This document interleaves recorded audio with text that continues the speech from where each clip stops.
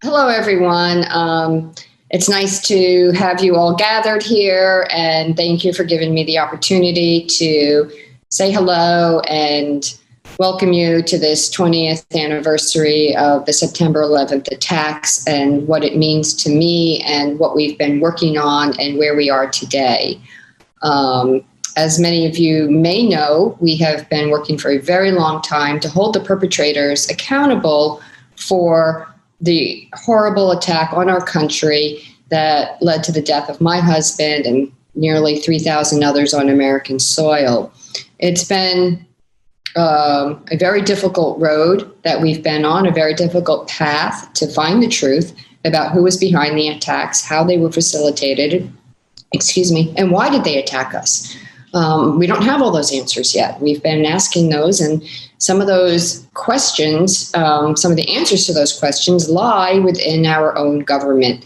They did a nearly 10-year investigation into the Kingdom of Saudi Arabia for the role that they played in facilitating the attacks, and it was a secret investigation. Nobody was supposed to know about it until an investigative reporter in Florida uncovered a 2012 FBI report.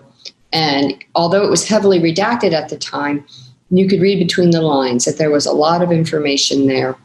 And we served a subpoena on the kingdom over 3 years ago, and they did not comply. They did not hand over all the documents that were asked for. They overly classified many more documents, and they rubber stamped state secrets on several more.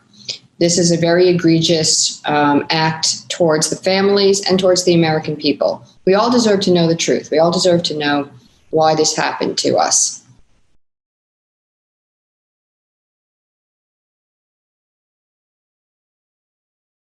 Well, it's just so nice for us to all be together again at such a difficult time of year and show the kind of support that these concerts have always done in the past, and uplift our hearts and open our hearts again to the beauty in the world.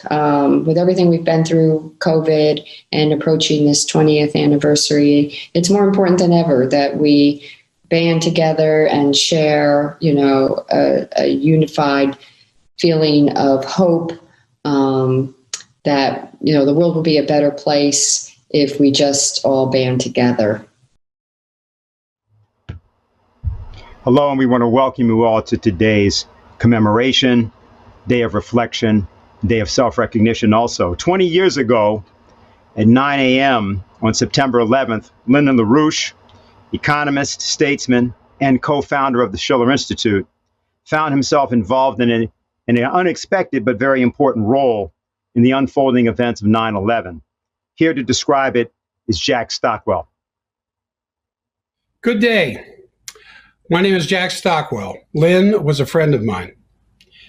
At 9 o'clock in the morning of September 11th, Lynn was on my live radio show with me in Salt Lake City, Utah. I don't even remember what we were going to talk about that morning, but only a few minutes into the show and the attack on America was underway. And Lynn immediately said, without any apparent forethought or trying to figure things out, they will blame this on Al-Qaeda and Osama bin Laden. And this is simply not possible to be done from a cave in Afghanistan. This is only possible through the complicity of corrupt and criminal elements of the United States security apparatus. So, of course, it was immediately branded a conspiracy theory. And by the way, any of you listening, if you have any extra conspiracy theories, I need some, because all mine have come true. But if you ask the average person on the street what happened on 9/11, they're going to tell you the Twin Towers and the Pentagon, and maybe the annual reading of the names of those that perished, and of some jokester, possible congressional candidates coming along saying, if you elect me, I'll make sure the government tells you all the truth there is about 9/11. Just like we're all waiting for the truth on JFK or UFOs. But what the average adult alive back then does not remember, and I was reading an essay the other day by Thierry Masson, and was that same morning after, the smoke is billowing down the streets and everybody's panicking and running around, 10 o'clock that morning, Richard Clark triggered the continuity of government plan. Bush was rushed off to Nebraska with the top CEOs of the top floor corporations of the Twin Towers the night before. And the members of high office, other members of high office, I think maybe Cheney, were ushered off to that mountain in West Virginia, supposedly waiting for the destruction, as that last plane was supposed to do, of the Capitol building to bring an end of our constitutional republic. So a month and a half, and this is where it gets into more of Lynn's predictions. A month and a half after the attacks, the Secretary of Defense, Donald Rumsfeld, created the Office of Forced Transformation. And from then on, the United States was no longer going to win any wars. In fact, they were going to drag wars out just as long as they possibly could. And this is exactly what has just happened in Afghanistan. The war started there right after 9/11, was only supposed to last for a few weeks, but it never stopped. And none of the conflicts that began in these same Middle Eastern countries that began after 9/11 have ended. On the contrary, just complete instability has taken hold in Iraq, Libya, Syria, Yemen, Lebanon, and all of Lynn's predictions have been verified over the last 20 years. And it's troubling that very few people can actually see how much the world has changed, all in the footprint that he predicted back then. Most refuse to see the responsibility of the Western democracies for the crimes committed in the wider Middle East.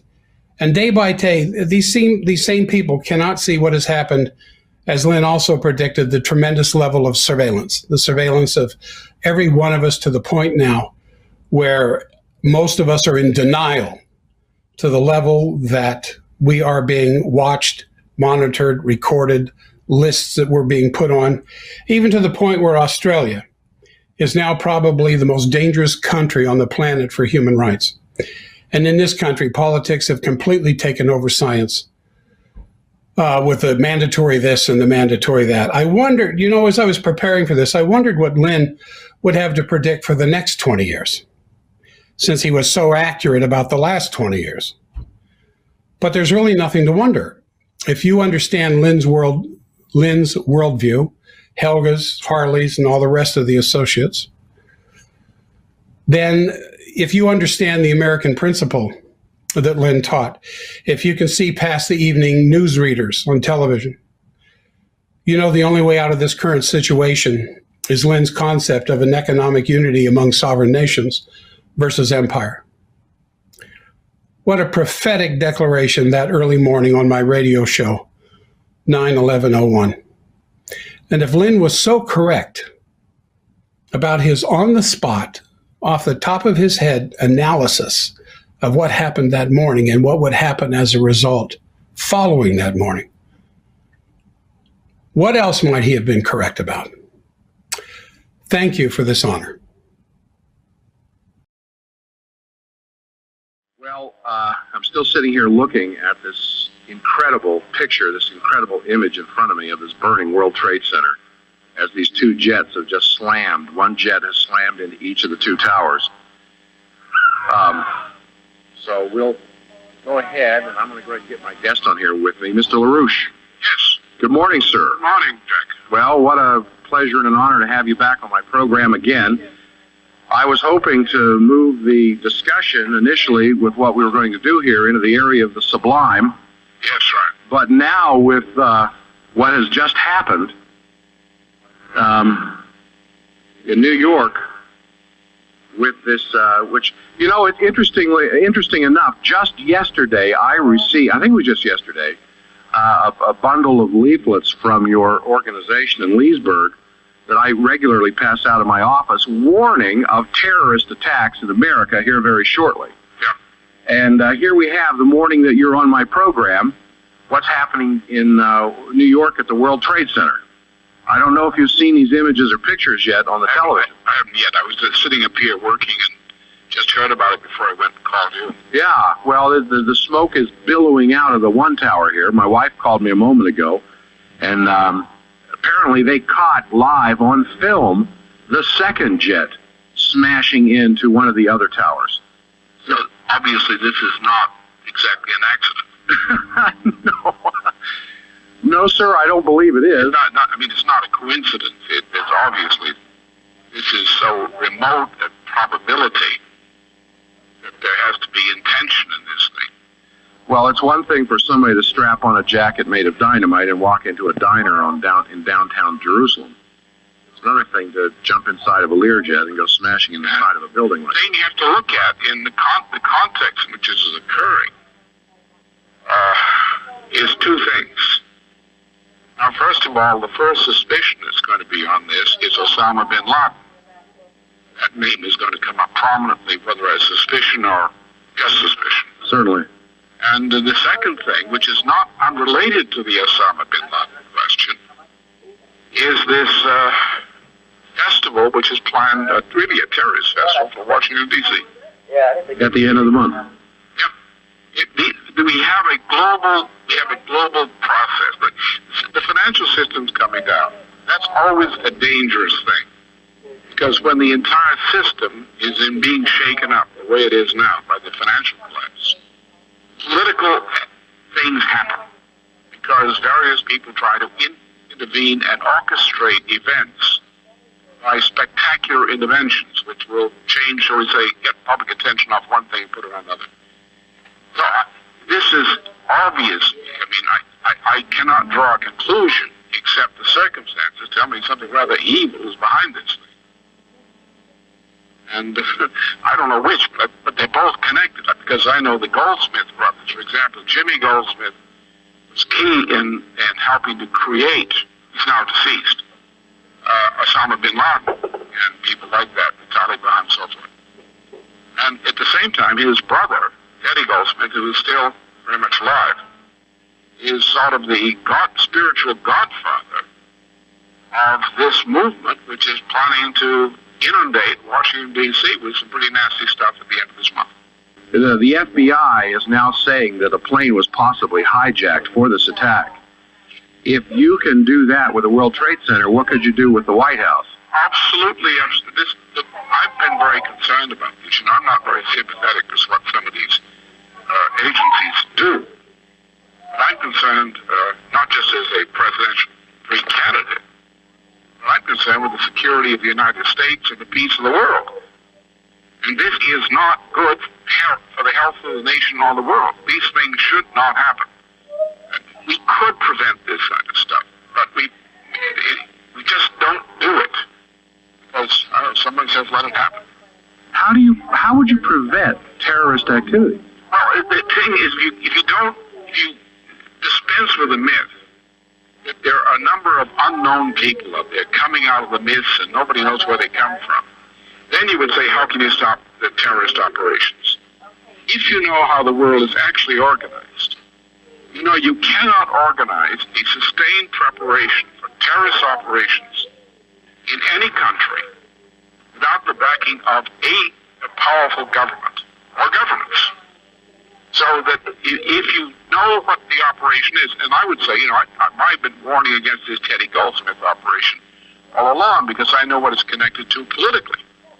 It's extremely dangerous. And if I had been president or in a similar position during this period, I would have had an all-out, very discreet, but very all-out and effective discussion with some other governments in the world, and we together would have taken appropriate steps to try to neutralize this kind of danger. Of course, you can't be 100% in this sort of thing, but you can do a pretty good job. And 2 planes, now that's pretty big. That's one plane that might not be preventable, but 2 in the same shot. No, that's not small-time stuff. Lynn, you were saying there a moment ago that the system was over. Now, what a lot of my listeners need to understand, Mr. LaRouche, is the difference between our economic systems of this country that's driving this market crash and basic economics.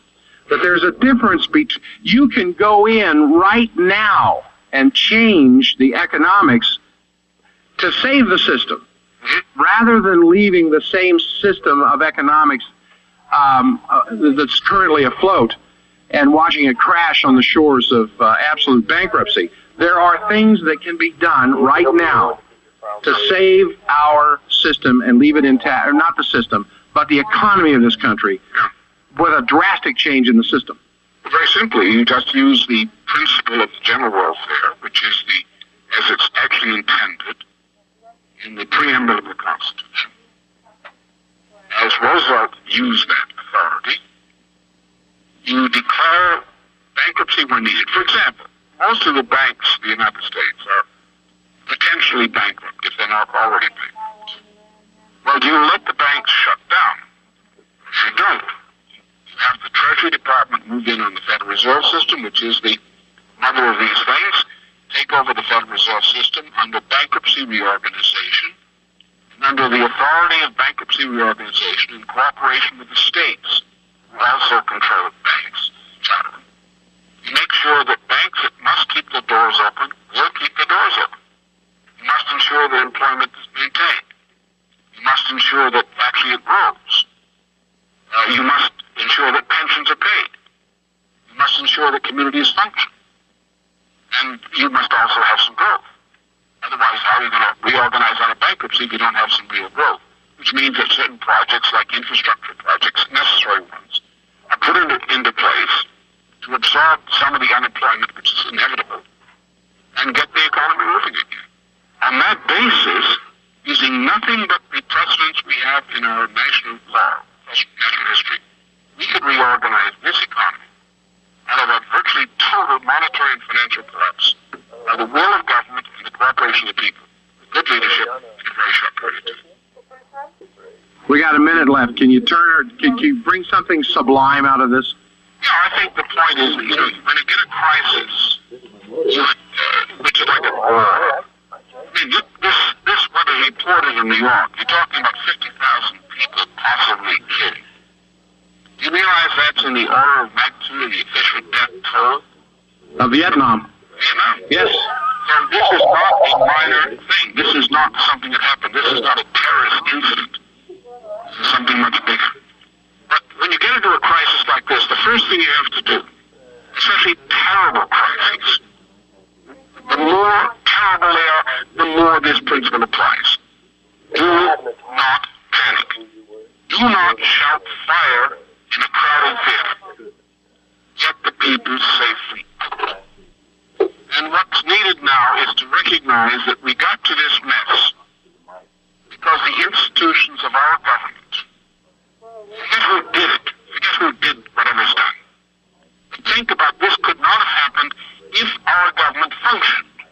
And the reason our government didn't function and doesn't function, I hope that changes quickly now, is because nobody was paying attention. Yes.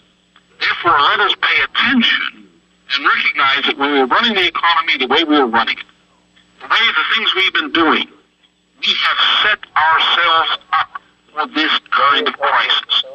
The thing to respond to a crisis like this is to remove the long-term and medium-term causes of the crisis itself, of the situation which allowed this to happen and come to this pass. Lyndon, we've got to go. Good. Thank you so much, sir, for being my guest today. Thank you, Zach. We'll talk to you again. Yeah. Bye-bye. You just heard the prescient words of Lyndon LaRouche as the events of September 11th, 2001 were unfolding. Lynn devoted the rest of his life to do what he said at the end of that discussion, to bring to light what was behind this and how to change it, what measures could be taken to prevent a continuing economic collapse and a continued confrontational situation between the United States and other nations. With him, that whole fight to the end of his life and then continuing after that is our next speaker, the founder and chairwoman of the Schiller Institute, Helga Zepp-LaRouche. Helga? Hello. I greet all of you.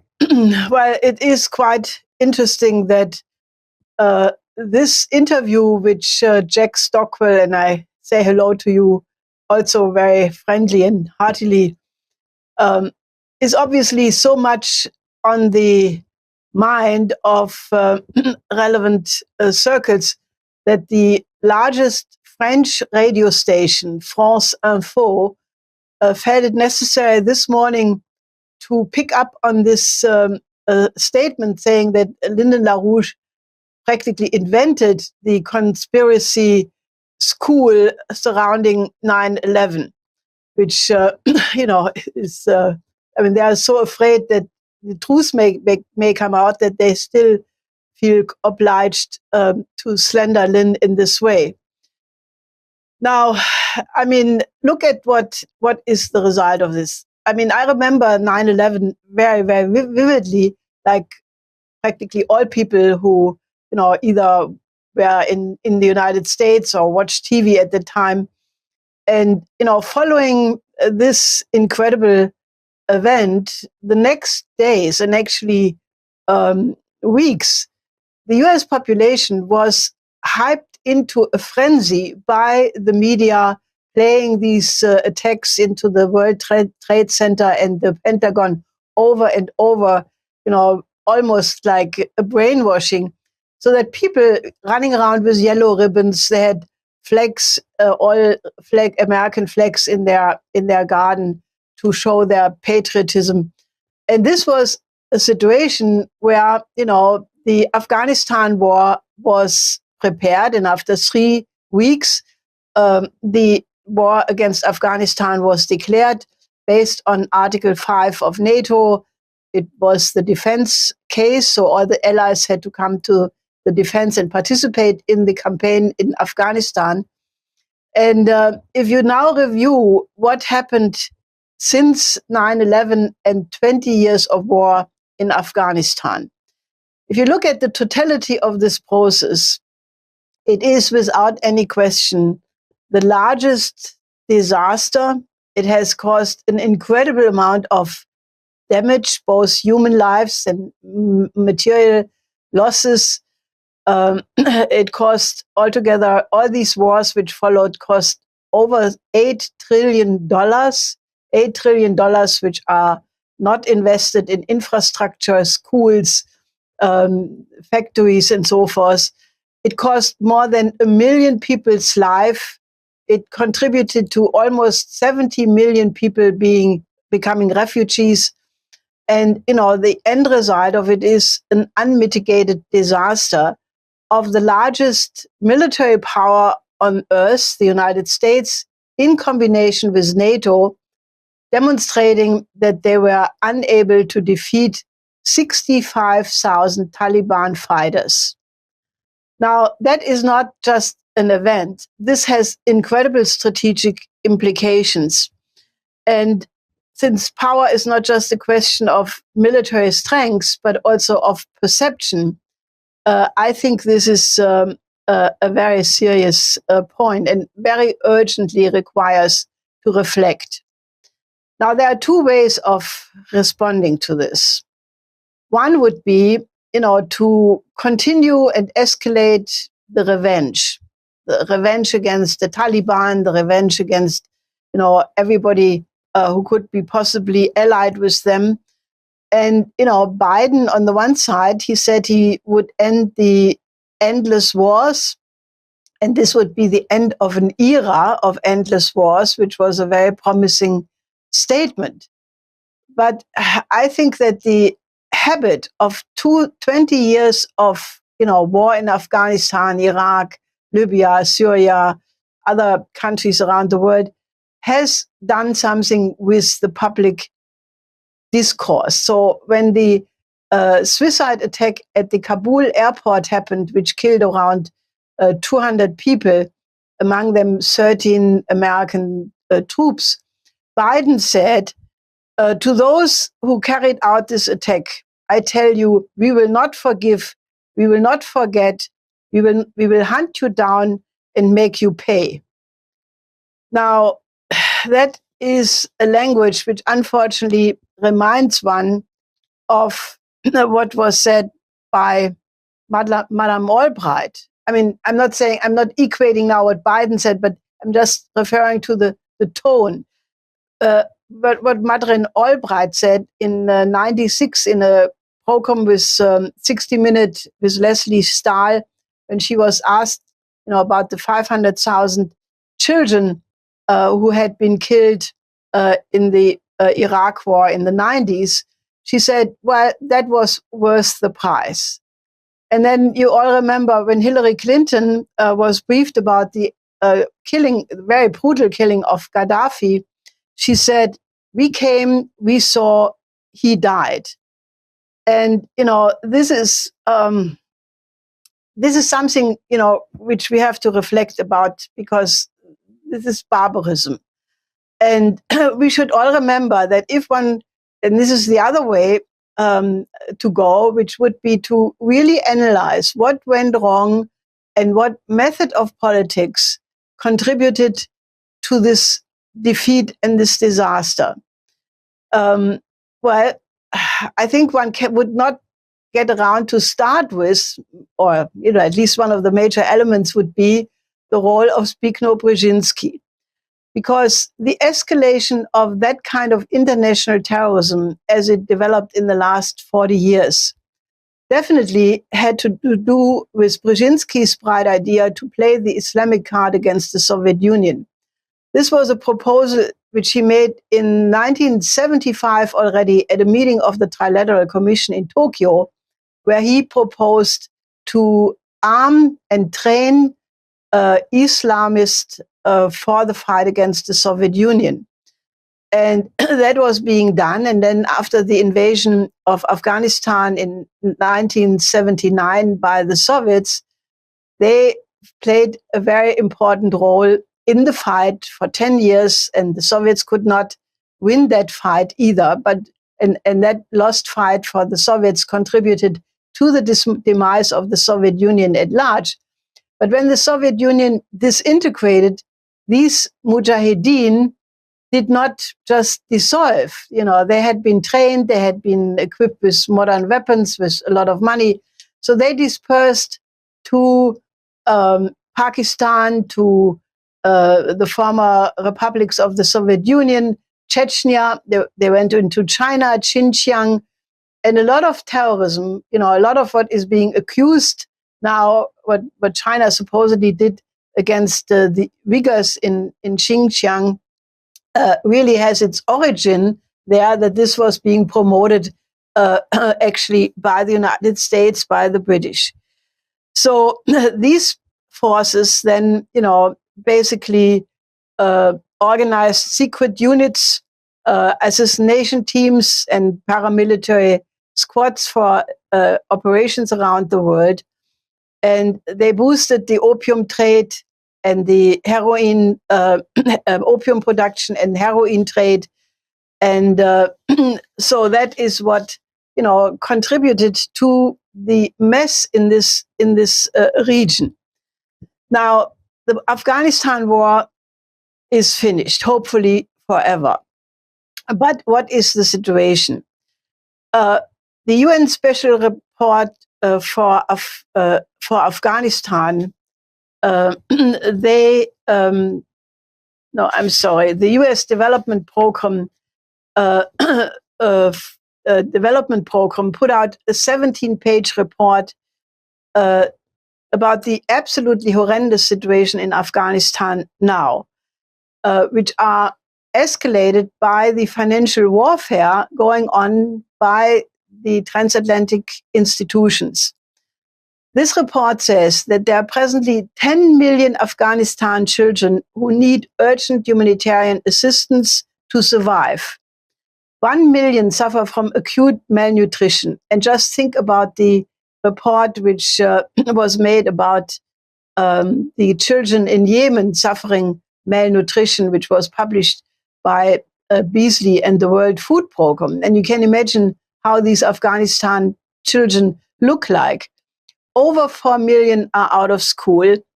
Of the entire population, there are 72% living below the poverty line.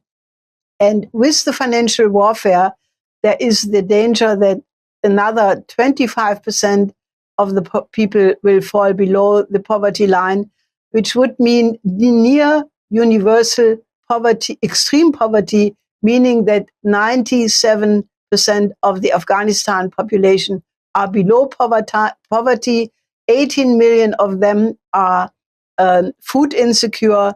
4 million are in danger of dying of hunger in the coming winter. Now, in light of all of that, the fact that the Federal Reserve is withholding $9 billion, which actually belong to the Afghanistan people, on the grounds, that they don't recognize the Taliban government, then the IMF is withholding access to 450 million special drawing rights. The World Bank has stopped all financial reports. So, so the UN Special Representative for Afghanistan, Deborah Lyons, she briefed the UN Security Council on the 9th of September, and she said, if the sanctions against Afghanistan are not lifted immediately, there is the danger of a severe economic breakdown. Many more millions will completely fall into severe poverty and hunger, and Afghanistan will be thrown back by generations. Now, think about all this talk that these 20 years of, being there, helping women to have access to education, to work. Well, if they say that Afghanistan will be thrown back by generations, you can imagine what that will mean. And the Deborah Lyons warns that this would cause waves and waves of more refugees. Now, because of all of this, the currency already has plummeted. Therefore, the prices for food, fuel, medicine, and so forth have skyrocketed. The private banks are completely out of cash. Therefore, they cannot even distribute money to people who have small assets in the banks. And therefore, there is a complete inability to import any food, medicine, fuel, electricity, and other needed goods.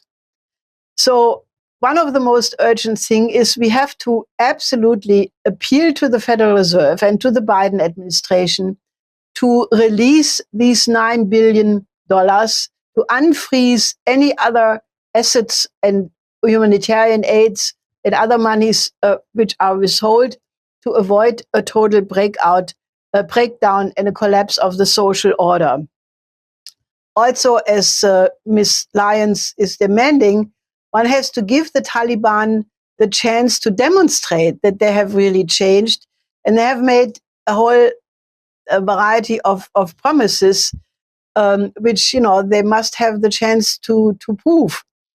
Now, this is all extremely urgent because by the hour we are talking here, children are dying and the country is in utmost danger. They have a gigantic humanitarian crisis. So there will be, in 2 days from today, in Geneva, a conference on Afghanistan organized by the United Nations. And shortly thereafter, there will be another conference by the Shanghai Cooperation Organization in Dushanbe. And obviously, immediate aid and development programs must be put there. Now, I think that the more fundamental question, there must be an immediate aid program for Afghanistan. There is an absolute need. If we fail to do that as a human species, then we don't have the moral fitness to survive in general. This is a test case for our ability to live as human beings. But the more fundamental question is that, obviously, the whole policy, which was the basis for the Afghanistan war, quite independently of 9/11, for Iraq, the Iraq wars, the attack against the Syrian government, the total destruction of Libya, and many other such so-called humanitarian intervention wars, that has to stop. There has to be a completely different policy, and one has to reflect on the fact, the sleep of reason gives birth to monsters, and that sleep of reason was already around 9/11. But if you think that the Afghanistan war, in one sense, that was one thing related to 9/11, even so the circumstances were such that they need to come to the surface, as my husband said already on the moment it happened. But the wars which came after that, I mean, the war against Iraq and Saddam Hussein did not even have a shred of evidence.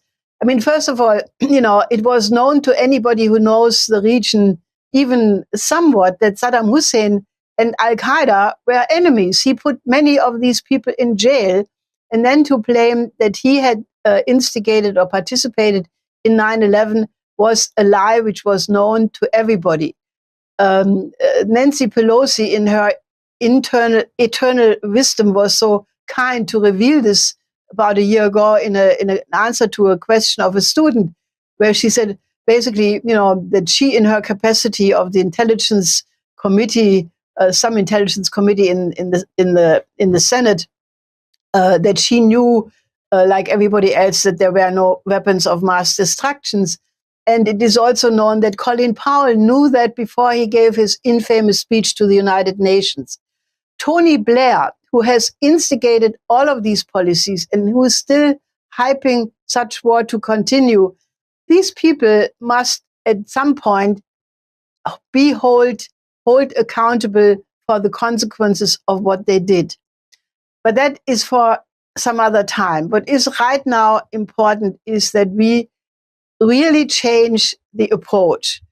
If you have a cycle of violence, if you have I kill you because you killed my brother, and then, this goes on among nations forever, there is no good end. War is not a means of conflict resolution.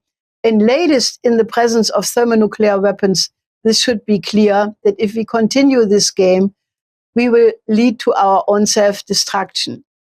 What many experts fear, that if the withdrawal of Afghanistan only means to redirect forces to have more elbow room for the confrontation with Russia and China, leading to conflict and confrontation over Taiwan, Ukraine, this can only lead to a catastrophe. We absolutely, fundamentally must change our ways. And there is a very guaranteed and very proven, effective and human way of dealing with conflicts. I want to cite at this point the role of Mahatma Gandhi, who defeated the British Empire with the method of nonviolence, and who also was instrumental in developing what was later known to become the 5 principles of peaceful coexistence, the famous Panchayil, what also went into the non-aligned conference, the Bandung conference, and which was one of the key philosophical elements which went into the United Nations Charter and international law as we know it. And this is what we absolutely have to return to. We cannot have a world ruled by the rules of a few who then enforce these rules with the methods we have seen in the last 20 years. This method has failed, and it absolutely must be replaced by diplomacy, by negotiation, by a dialogue, and all conflicts must be resolved through such methods of diplomacy and dialogue. And the question of nonviolence. I think one of the biggest heroes of American history, Martin Luther King, who was by far not just a civil rights leader, but he was one of the people who should have been president. And he developed this idea that you have to find a way of reconciling and finding unity even among complete adversaries by addressing pressing problems and finding solutions to that. And that is exactly what we have tried in the recent period, especially after the assassination of George Floyd, in the creation of the Committee of Coincidence of Opposites, which is the idea that among conflicting groups, you have to find the higher idea, that which unites them, which gives them a mission to solve crucial problems together. And emphatically, this was meant around the pandemic, that we need to have a world health system, modern health system in every single country, because the pandemic will not vanish until every country has a modern hospital system, modern educated doctors and nurses, and vaccination for everybody. And, therefore, this is the immediate purpose of this committee of coincidence, to fight for such a world health system. But that approach, that is an approach which comes from Nikolaus of Cusa, a thinker of the 15th century from Germany, who had this idea that there is a higher one, which has a higher magnitude than the many. And that if the mind elevates itself to that level of reason, that higher level of creativity, you can find solutions to all problems which have arisen on the lower levels of conflict. And that principle has to be applied also for the relations among nations. With other words, there is not one nation which has the right to be better or think they are better than other nations. There is not the idea that, an unipolar world can function, but there has to be a cooperation among equals. There has to be a respect for the sovereignty of the other. But all of this is only possible if you think the one humanity first, the common aims of mankind, those problems which affect us all have to be, what unites us in terms of finding the solution. And then national interests find their place in a sort of subordinated way, and no nation can ever have an interest which goes against the interest of humanity as a whole.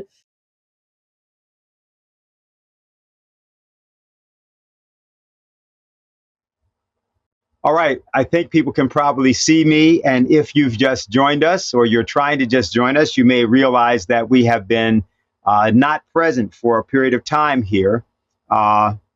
We won't talk about this. You're watching or trying to watch the Schiller Institute conference entitled The Path Forward from September 11th, Afghanistan, and the Surveillance State. We were hearing Helga Zepp-LaRouche, the founder of the Schiller Institute, who was speaking to us. And I think what we're going to try to do is to have her pick up on her remarks in a moment. I just want to make sure that that everybody else understands what we're here to do. And I think what I'll do is I'll go at the moment to Bill Binney, since Helga was interrupted, and for her to try to make the point that she was making, she may want to just come back and respond. I think that's probably better. So William Binney, who is with us from National Security Agency, will probably have something to say. So far, what we've covered, if you saw our earlier portions of this webcast, you know that we have talked about September 11th. Helga went through and described the policy moving forward for Afghanistan. Now we want to talk a bit about the last. Suppose you were charged with the responsibility of defending the United States from all of its enemies, foreign and domestic, on the day of and prior to the days before 9/11. Suppose you had been part of a team that had developed a way to filter out any terrorist capabilities threatening the United States or any other country, as long as those terrorist capabilities used cell phones or computers or any form of electronic communications. Suppose you were part of the largest surveillance capability in the entire world, and you had this system, but you were prevented from deploying it. And suppose you then watched while the very disaster that you were tasked to prevent unfolded before your very eyes. Now, then suppose you resigned after that, immediately after that, and set out on a quest to bring the people to account that were actually responsible for that kind of breach of security. But instead of that occurring, the very system that you helped to develop was then used to surveil the American people. Suppose you inspired other people who came from your neck of the woods to protest as well. And those people were treated to indictment and raids, and in some cases, as in the case of Edward Snowden, were forced to flee the country. Suppose it was now 20 years later, and you were still fighting to do what you were fighting to do in the days before 9/11. What would you expect the American people to do? Would you expect the American people to oppose dictatorship by surveillance, government by blackmail, rule by intimidation, thought control through ignorance and drug addictions and virtual reality?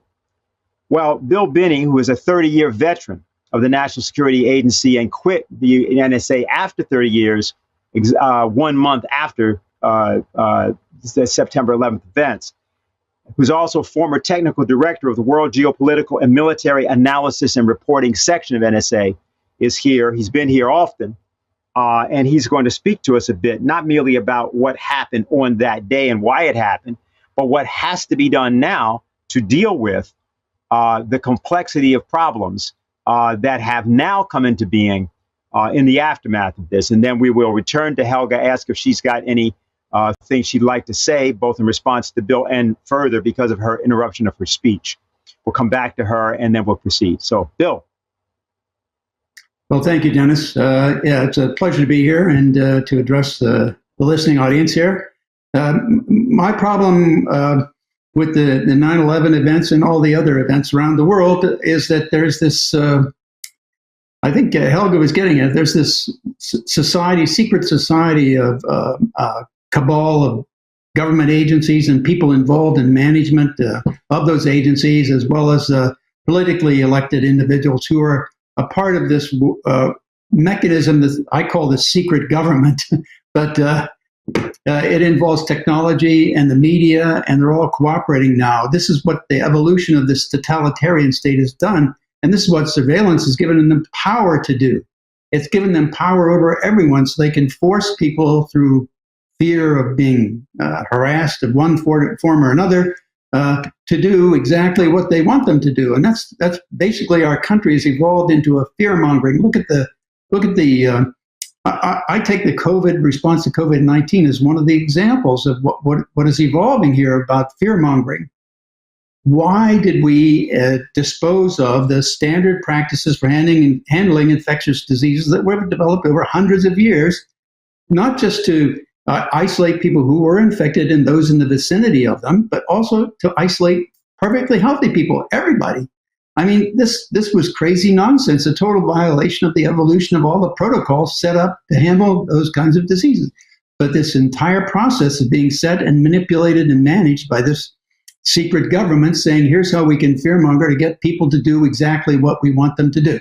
Look how we can force them to wear masks. Look how they all kowtail down and do as they're told. And this is exactly what a totalitarian state wants. And this is the evolution that I saw coming back in 9/11 when they started introducing this massive spying on people.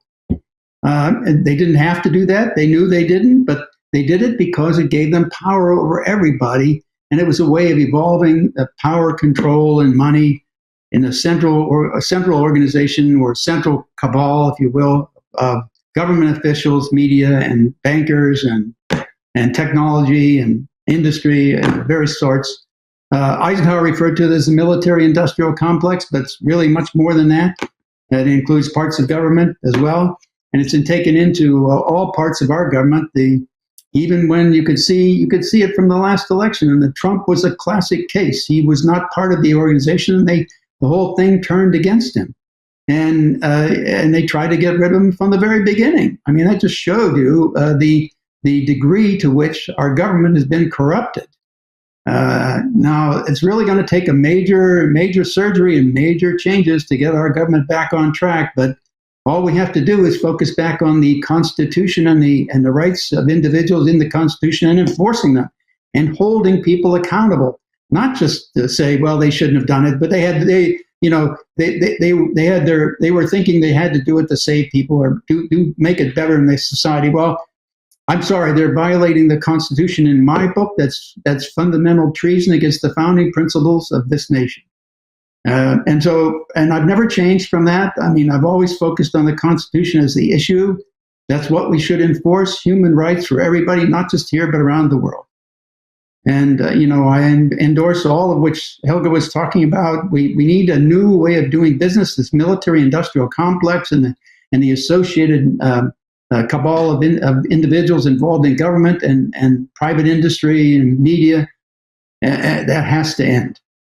And in order to stop that, we've got to unify, get together, and oppose it, start fundamentally at the base, and then just fire everybody that was involved, and also hold them accountable by indictments.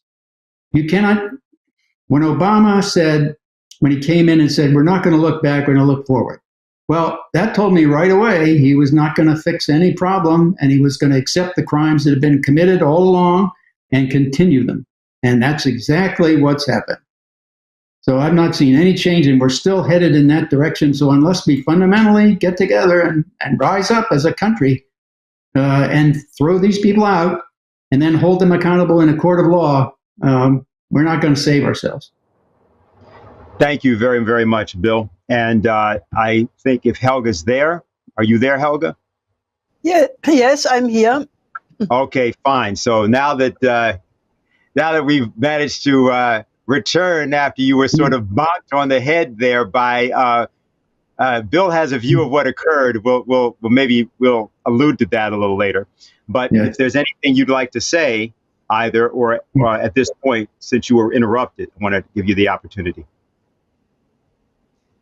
Well, I was pretty much coming to the end of my remarks. I just said that, that the entire paradigm of the last, well, probably longer than 20, but let's take the 9/11 as a starting point.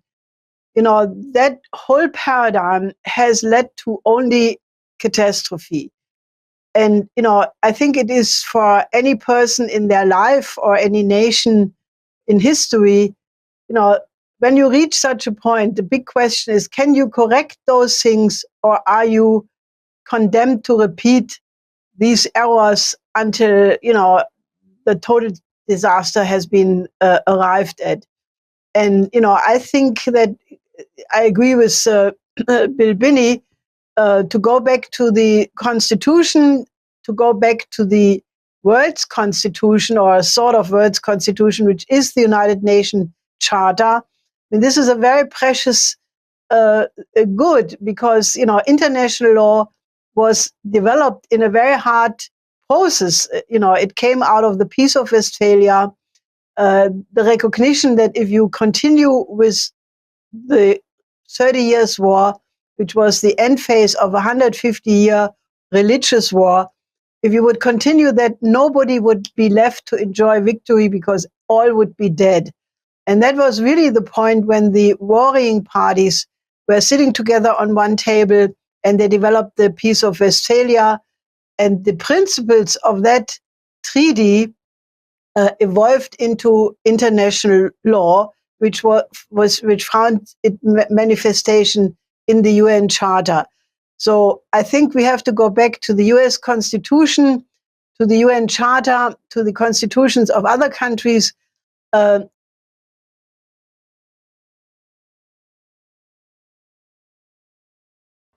again, if you've just joined us again, you're watching or attempting to watch the Schiller Institute's conference, The Path Forward from September 11th, Afghanistan, and the Surveillance State.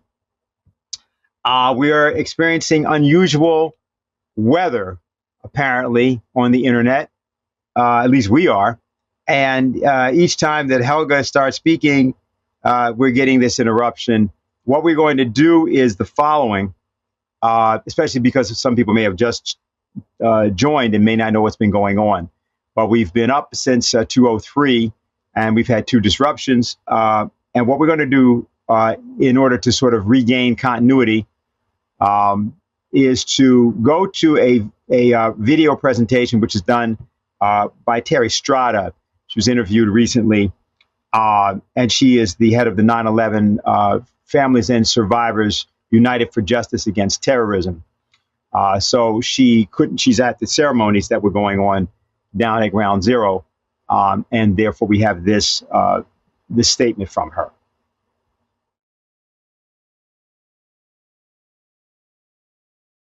So So just recently on August 5th, but I guess if I back it up, I could say last October, I started working with members in the House trying to introduce a new piece of legislation called the 9/11 Transparency Act. And I was garnering support for it in the House. Every member that I spoke with, or every member staff, because COVID was going on, so a lot of these meetings were like this or on the phone, and they were all in agreement. Something needs to be done. These files cannot be kept a secret any longer. It's been 20 years or going on 20 years. There's not a threat to national security probably in a lot of this, and it's time to release whatever we can. It was decided that it made sense to go over to the Senate, and Senator Menendez, a Democrat in New Jersey, he was the one that stood up and said, I'll do it. And he also is the chairman of the Foreign Relations Committee in the Senate, which is a very powerful position to have. He got Senators Blumenthal and Senators Grassley and Senator Booker on board. But most importantly, he got Senator Schumer on board, who happens to be the lead of the Senate. This was really important, and we did this big press conference on August 5th to announce the legislation and to tell the reporters that were there listening why it's so important to learn the truth about the Saudi connection. And I gave, I guess, what was one of my more powerful speeches, because after I gave it, they went and they entered it in the congressional record, which I was very proud to have that happen, and very proud to stand there with those senators speaking the truth of how important it is that young people, people my age, all the family members understand how this country was so brutally attacked, and that if the Saudis have nothing to hide, they have nothing to worry about. But there's been just too much time that's gone by, and they were saying that this mandatory declassification review process was necessary, and they were going to go forward with it. Well, the White House got their attention, and they understood pretty clear, because it was introduced in the House the very next day by Hakeem Jeffries and Richard Pascal, I think. Anyhow, it didn't take long for the White House to say, this is powerful. This is going to happen. We have a choice here. We can either get ahead of it. We kept asking for the president, bring it to your desk quickly. You can sign this at any time. You don't need it to go through all of the avenues that a bill normally goes through. It was a simple bill. It was based on the Abbottabad language, which when they raided the Abbottabad complex and killed Osama bin Laden, they brought back troves of information on computer disks and papers and all of that.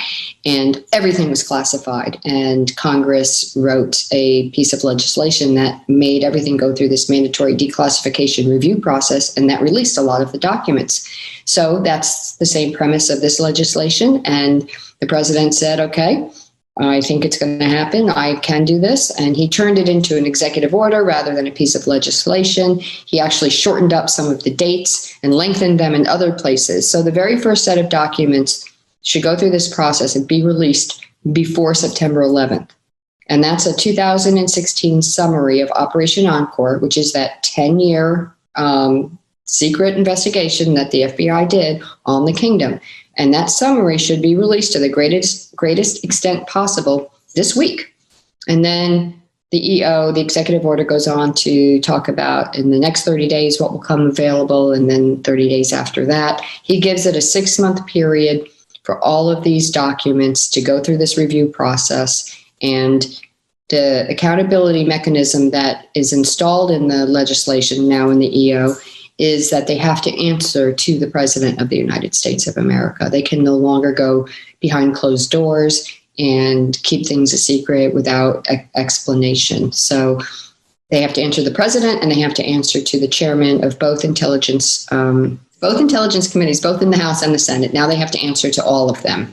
And that is a very positive step, but we don't know until we see the first document exactly how serious they are and what they're going to reveal. But I'm looking forward to seeing them.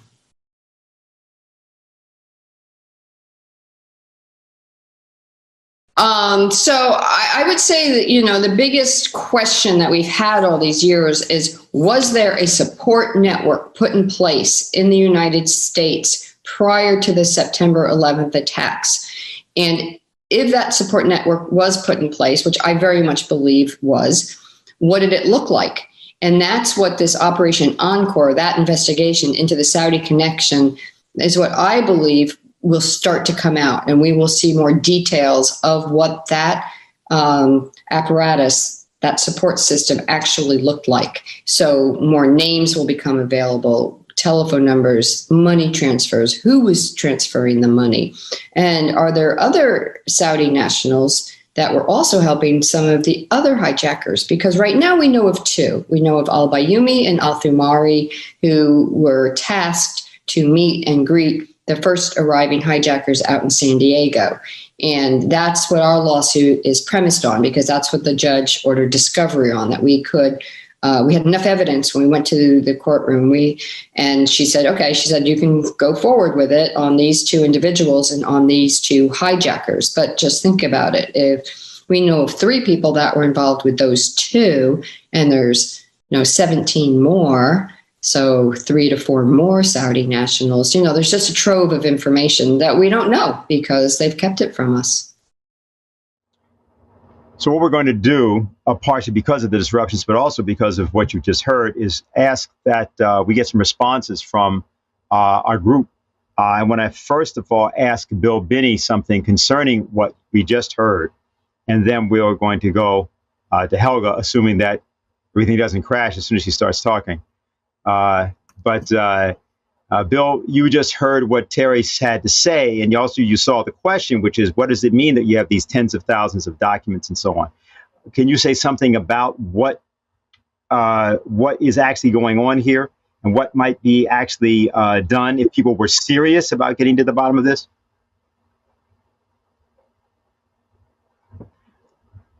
Is he frozen? He's frozen.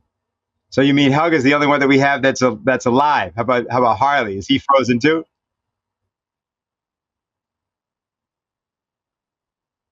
Let's go to Helga. Hey, maybe she'll survive this time. Okay, there you are.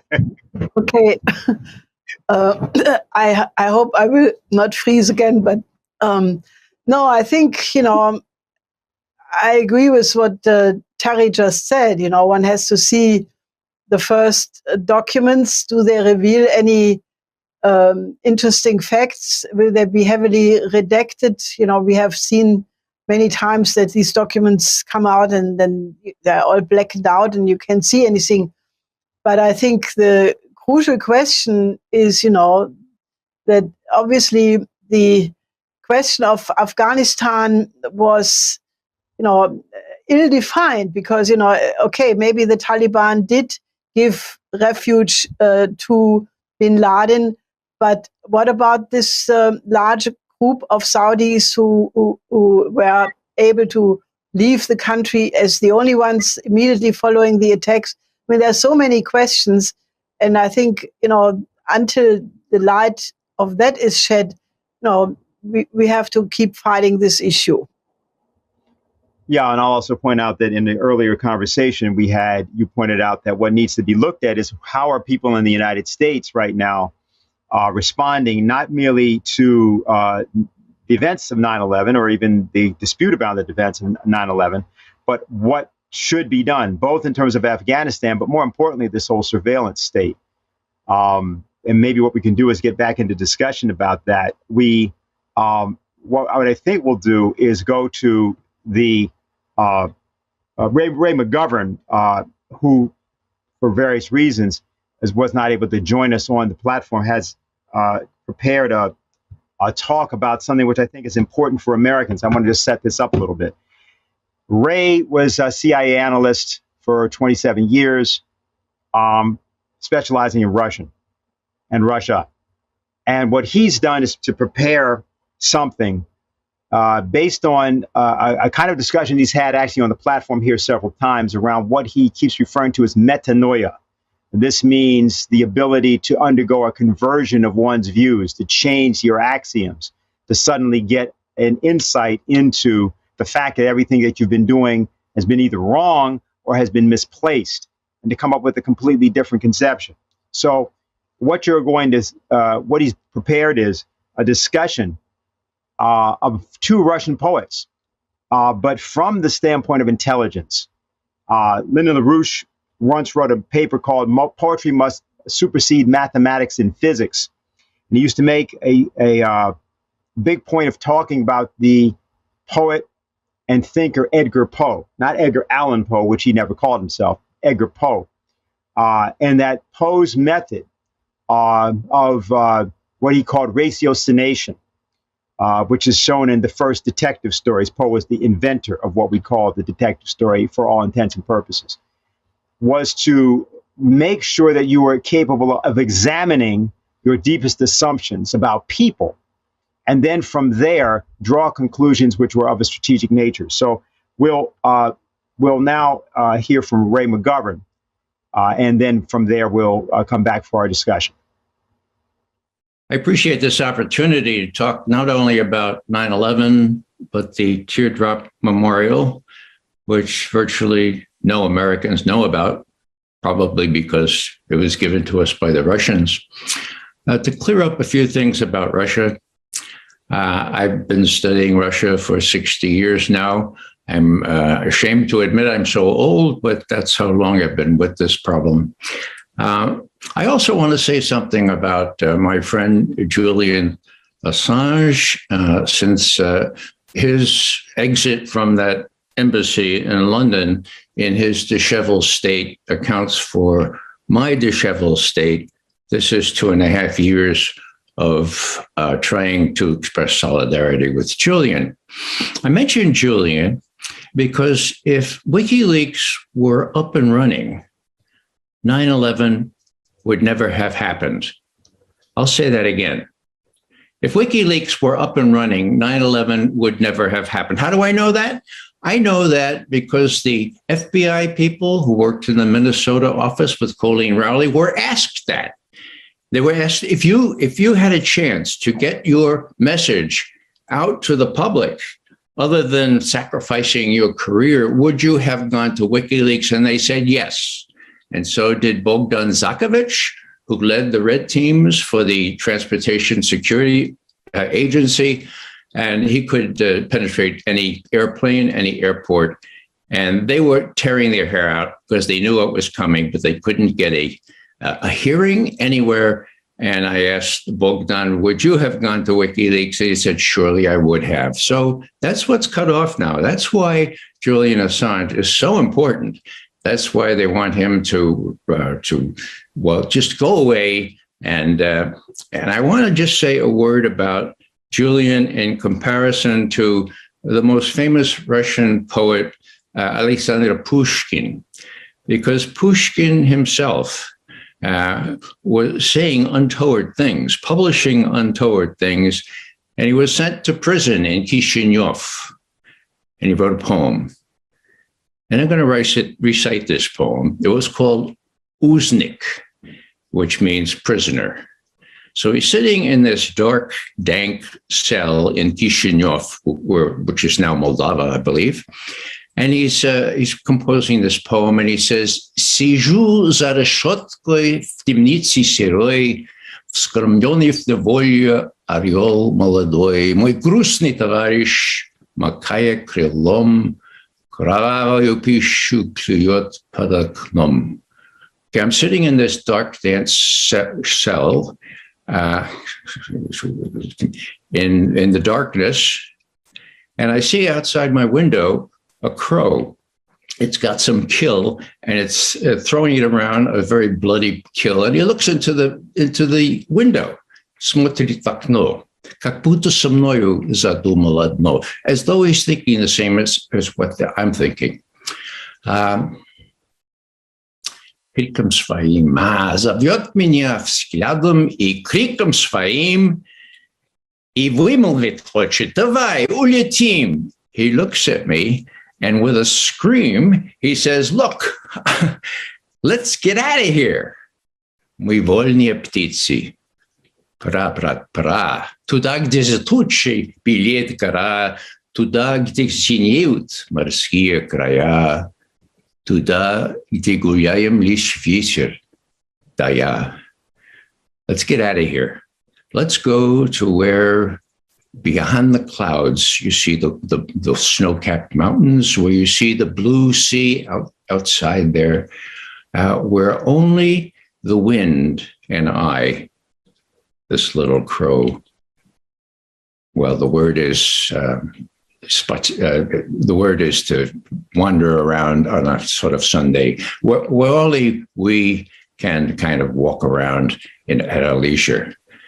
I say that because Pushkin was in the same kind of prison situation as my friend Julian Assange. Julian has been in prison much longer than Pushkin. Pushkin got out. But when you think about the Russians and the gift that they were to humanity in the 19th century, Pushkin is universally recognized as one of the greatest poets of the 19th century. I also want to put a gloss on what we understand about the Russian experience, because there's so much misunderstanding about Russia. I spend a lot of time in Germany, and there's a pin that the Germans have. It says Putin verstehe. Okay, now verstehen is to understand. Okay, so Putin verstehe is somebody who understands Putin.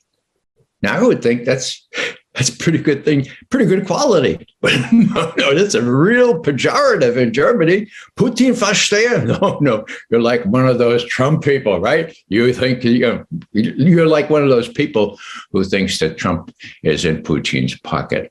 So there's so much misunderstanding that I want to point out just a couple of things from my experience in the Soviet Union and then in Russia during my career and after. In 1972, I was there for the signing of the first Strategic Arm Limitation Talks Treaty, the ABM Treaty, the Anti-Ballistic Missile Treaty, which was the cornerstone of strategic stability for the next 30 years, count them, 3 decades, okay? I got around there and I was harassed. The KGB was all over me. And it was the people were very nice, but the regime was not right. It confirmed my suspicions. It confirmed my view of what the Soviet system was like. Now, if you fast forward many years after the fall of the Soviet Union and the breakout of Russia into its own, I was there, I was there in 2015. And it was the 75th anniversary of the meeting on the Elbe. Now, the Elbe was the river going through Germany, where Soviet forces and U.S. forces finally met, and that was April 25, 1945. So this was a big anniversary. Okay. And I was asked to give a little talk, which I did. There was somebody from the embassy that also talked. And then there was this big 6'5" general, 1-star, 92, okay? And he talked. And as soon as we were finished with the formal proceedings, he came up to me and he said, Studebaker. I'm thinking, oh, sure. Now, not many people know that Studebaker, when it wanted to fulfill the mission of supplying the Russian armies, Soviet armies, with trucks, they retooled their whole machinery and made what we later in the Army called deuce and a halfs, 2.5-ton trucks. Now, how many did they make? Would you believe 200,000? And what was this general referring to? It was a 1-star. So he saw the battle. And he knew how essential it was through Lend-Lease to get Studebakers to move his troops, to move his ammunition, to mount machine guns, to carry the fight to the Nazis and defeat them. So what am I saying here? I'm saying that Studebaker to this general was a very big deal. Now, when I was called to active duty in the 60s, we were still using those deuce and a halfs, those 2.5 ton trucks manufactured by Studebaker. The next year, a citizen delegation and I went to Yalta in the Crimea.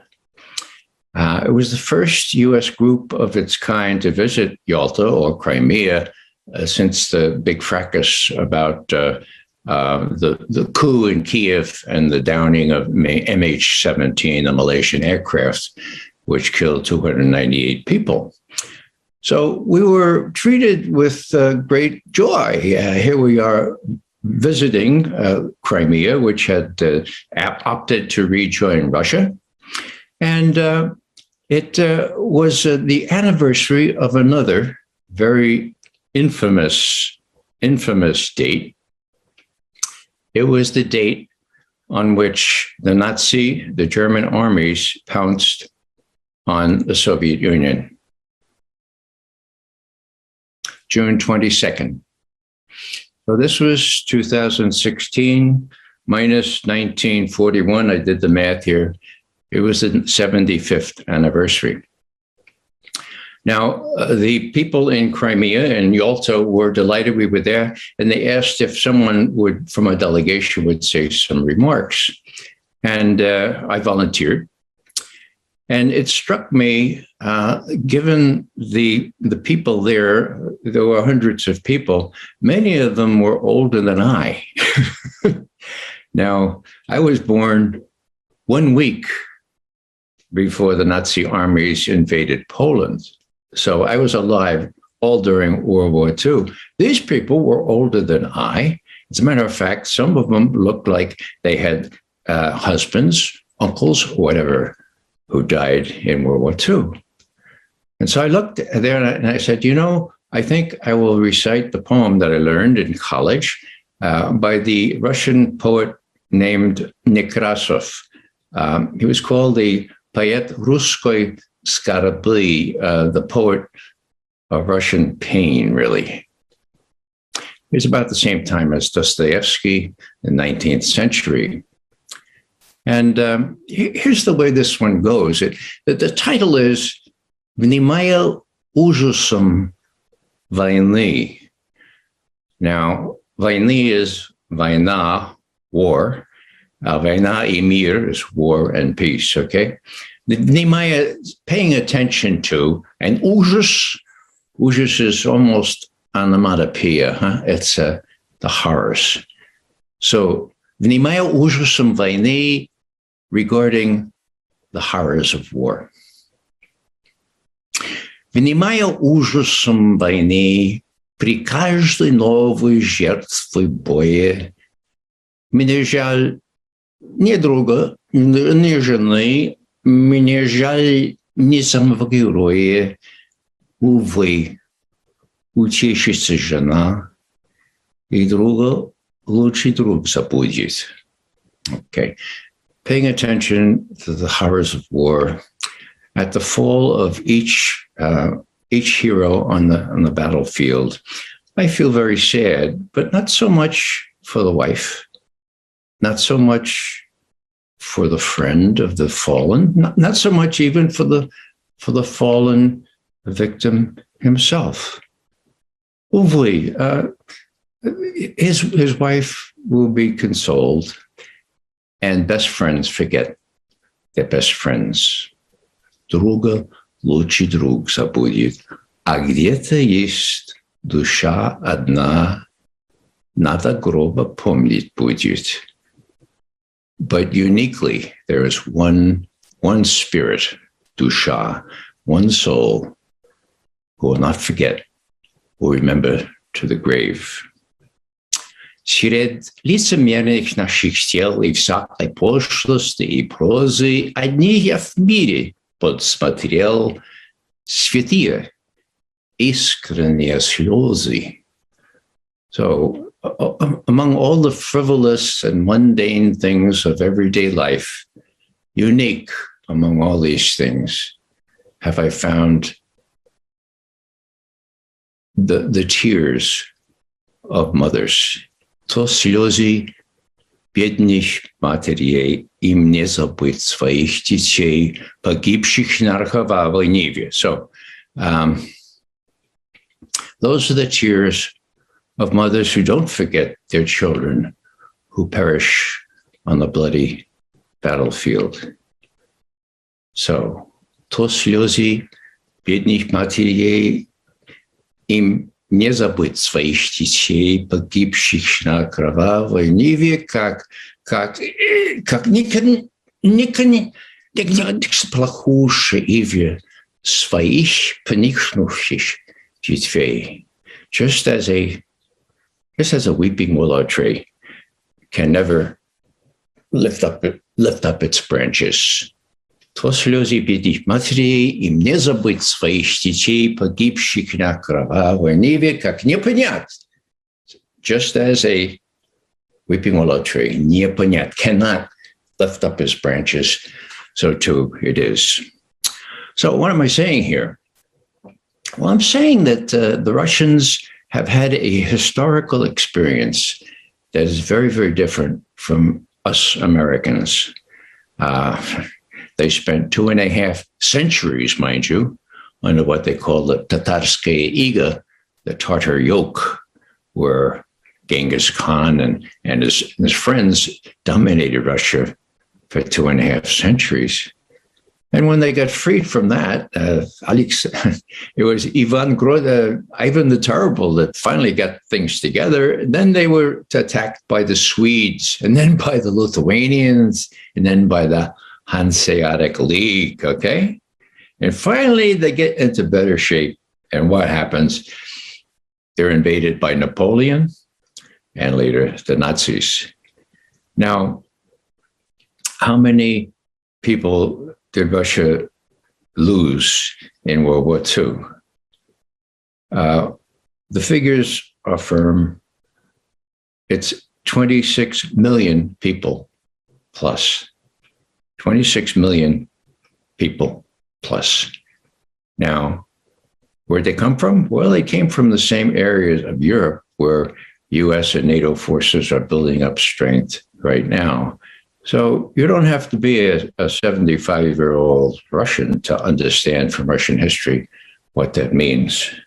So last thing I'll say is that it doesn't help to demean the Russians, to say that they're a third-rate power, or, as one of our presidents said, Russia is really a gas station posing as a country. So image this, please. Alexander Pushkin pumping gas, or Tchaikovsky changing oil. Yeah. Or Dostoevsky keeping book. Yeah, right. A gas station posing as a country. So we have to get rid of these myths. We have to accept the Russians for what they are and what their historical experience has exposed them to. Last thing I say about their historical experience, they know full well, and Putin has said so, that most people who are running American foreign policy not only have never served in any war, but have never worn a uniform, okay? That's about 9 out of 10. Okay, that means something. If you don't know what war is like, you don't take it as seriously as you should. All right, and so we're back, and we want to now ask our panel to make various comments. I want to start with you, Helga, for what you've just seen Ray do. I want to welcome Bill and Harley back. I hope you're both alive this time. Okay, yeah, there you are, or you're functioning, right? Okay, so Helga, if you might want to respond to what you just saw with Ray. Well, I'm always delighted when I hear Ray recite poetry because he does it so well. And I think, it's an example. If you really want to study other countries and understand something about them, read their poetry, try to understand how they express their most inner feelings and thoughts. And I think that is actually a beautiful way of really getting at what is the alternative to the endless wars. And, this period, this period of the last 20 years in particular has been erring. We have lost the way. We have completely gone in the wrong direction. And, I think the alternative to it is not only the 5 principles of peaceful coexistence, but the dialogue of civilizations.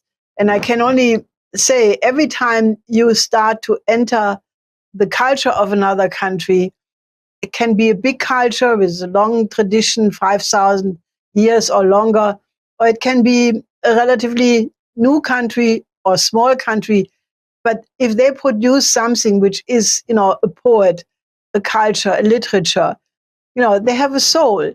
And, I think if you want to discuss it in terms of religious terms, the Creator allowed for so many nations and so many cultures to emerge because it is more beautiful.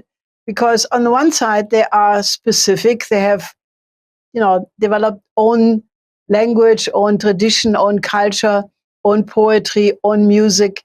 But on the other side, you can find the universal principles which unites them all.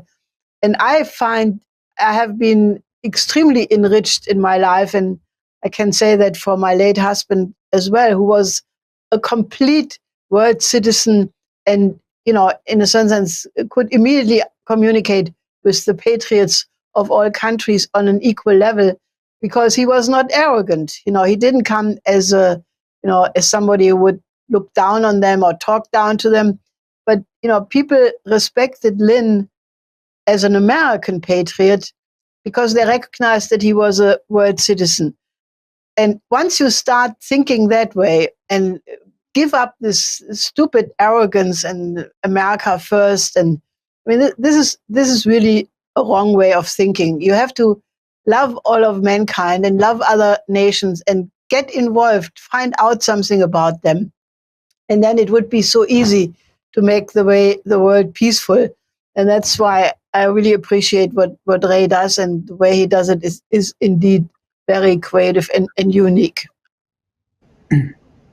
I just want to say something before we come back to Bill. I know because you have other things. You are also very conversant in the field of Russia and in intelligence in particular. But Harley, let me just ask you, because you've got a kind of unique vantage point, including from where you are now. You're sitting in Potsdam, I think. And you, as an American, have been there for a long time. You get a sense of different worlds, different perspective.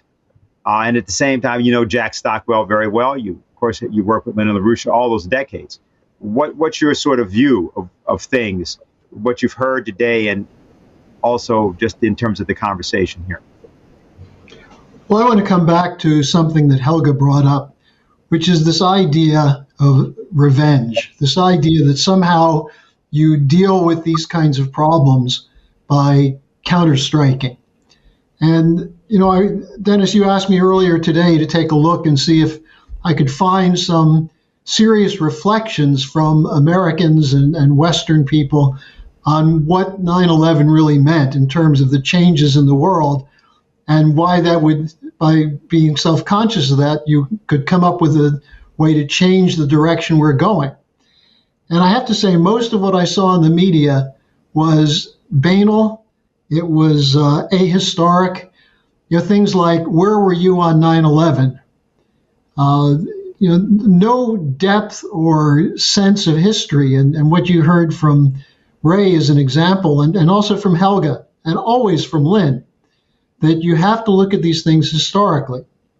And I did find one article, and I just want to read a couple quotes from it, because I think it does begin to get at the question that we have to look at. If we're going to take this opportunity by the end of the war in Afghanistan, and if it is in fact the end of an era of these regime change wars, what the potential is for change. But you have to break with this mentality. This is an article by someone named Branko Marcetić, and he said that what happened on 9/11 was the channeling of the rage and sadness of Americans into a geopolitical revenge fantasy that overlapped the policy intentions of the unilateralists in the U.S. government. And he went on to say that with these never-ending wars that were conducted in countries whose governments were entirely uninvolved in an attack that was in fact carried out and facilitated by the Saudis. He said, in this process, the U.S. sent just over 7,000 of its own soldiers to their deaths, which means that al-Qaeda could never measure up to the American politicians themselves in the business of taking American lives. And when you see people like Lindsey Graham or Nikki Haley or others saying today that we have to go back into Afghanistan, we have to teach them a lesson, it's a disgrace for us to have pulled out, you see that this lesson has not been learned by the people who were responsible for this devastating defeat of the idea of the American superpower. So I would just suggest that we do have to look to history, to poetry, to great drama, to enable us to fully think through how this change can take place, and we can break with the cycle of revenge and geopolitics. Well, Bill, of course, your whole approach, or the approach of your team, the Thin Thread team, did not even get to this point, and that there was no need to have wars because, in fact, you had the ability to do something which would avoid even getting to that point. I'd like you to say something about that, because there would be people certainly watching that would not know about what you and your team had worked on and had accomplished. Well, fundamentally, we developed a system that was able to filter out relevant information from all kinds of massive flows of data anywhere in the world, and just filter it out what was relevant to the groups of organizations that were intending international crime or some threat to internationally, either militarily or politically or whatever. We could of course pick that out, and it was all done automatically. Problem was we made it so cheap. And here's one of the fundamental drivers behind all of this. This is what President Eisenhower, when he was leaving office, warned us about: the military-industrial complex influence and gaining of power in terms of the country and how the society works. That's really what's really taking over here, because that's when the Soviet Union fell apart in 89, 90 timeframe. Why they were all looking around to saying, well, where's our next enemy to be able to justify the existence of the bulk of spending that we do now? So in other words, they were looking around at ways and means of finding enemies to justify their existence. Part of that is having wars, because wars are very profitable, and it justifies having a very, very large scale spending on military, and justifies the industry behind it and the intelligence and all of that supports it. And that's the problem. This military, industrial, governmental, media, banking, technology cabal is just feeding off all of this conflict and creating conflict.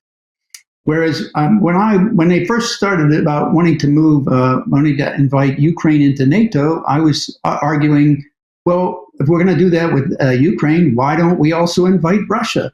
Let's include them, make them inclusive, not be exclusive. Don't treat them like enemies, which is what they were doing, because they needed to have a justification for all their spending and needed to have a threat. So that they created this threat of big bad Russians.